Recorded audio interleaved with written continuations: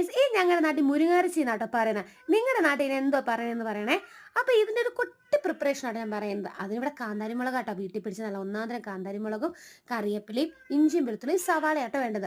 ഞാൻ ഇത് ചെയ്യുന്നതിന് മുന്നേ ആയിട്ട് തന്നെ ഞാൻ ഈ കല്ലുമ്മക്ക അല്ലെങ്കിൽ നമ്മുടെ ഈ ഒരു കാന്താരിമുളകിലേക്ക് മഞ്ഞളും കുരുമുളകും തേച്ച് പുരട്ടി മാറ്റി വെച്ചിട്ടുണ്ട് കേട്ടോ. എന്നിട്ട് നേരെ പാൻ എടുത്തു, കടുക് പൊട്ടിച്ചു, നമ്മുടെ കാന്താരിയും കറിവേപ്പിലയും ഇഞ്ചിയും വെളുത്തുള്ളിയും എല്ലാം ഇട്ടു നല്ലോണം ഒന്ന് വഴറ്റി. അതിനുശേഷം നമ്മൾ സവാളയും കൂടെ എടുത്തിട്ട് കേട്ടോ, ഞാൻ ഒരുപാട് എണ്ണ യൂസ് ചെയ്യുന്ന ആളല്ല, അതുകൊണ്ട് ഞാൻ ഈ സവാളയൊക്കെ വഴറ്റി ഒരു പൊടി എണ്ണയും ഉപയോഗിച്ച് ഉപ്പ് ഇട്ടിട്ടാണ് പൊതുവെ വഴറ്റാറ്. അപ്പോഴത്തേക്ക് എനിക്ക് പെട്ടെന്ന് വഴറ്റി കിട്ടും കേട്ടോ. അപ്പോഴത്തേക്ക് ഞാൻ ഈ ഒരു സവാളയൊക്കെ ഇട്ട് സെറ്റാക്കി അത് അവിടെ ഇങ്ങനെ ഇറക്കിക്കൊണ്ടിരിക്കുകയാണ്. ഈ കല്ലുമ്മക്ക അല്ലെങ്കിൽ മുരിങ്ങയിറച്ചി ഇഷ്ടമില്ലാത്ത ആരെങ്കിലും ഉണ്ടോ? നിങ്ങൾ കഴിച്ചിട്ടില്ലെങ്കിൽ ഒരിക്കലെങ്കിലും ഇത് കഴിച്ചു നോക്കണേ. നല്ല വെറൈറ്റി ടേസ്റ്റാണ്, ഭയങ്കര കിടിലൻ സാധനമാണ്.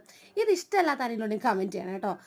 അതിന് ശേഷം നമ്മൾ പൊടികളായിട്ട് ഇതിനകത്ത് ഇടുന്നത് മഞ്ഞൾപ്പൊടിയും മല്ലിപ്പൊടിയും ഒരു പൊടിക്ക് ഗരം മസാല കേട്ടോ. ഗരം മസാല നമ്മൾ ഇപ്പം ഇടത്തില്ല, മല്ലിയും മഞ്ഞളും ഉപ്പ് ഇവിടെ ഇട്ടതിന് ശേഷം നമ്മൾ പെരട്ടി ഗരം മസാല പെരട്ടി വെച്ച് നമ്മുടെ കല്ലുമ്മക്കായ എടുത്തിടും കേട്ടോ. എന്നിട്ട് നന്നായിട്ട് ഇളക്കി അതിനകത്ത് വെള്ളമൊക്കെ ഊറി ഇറങ്ങി അതിനകത്ത് ഇടുന്ന് വേവും.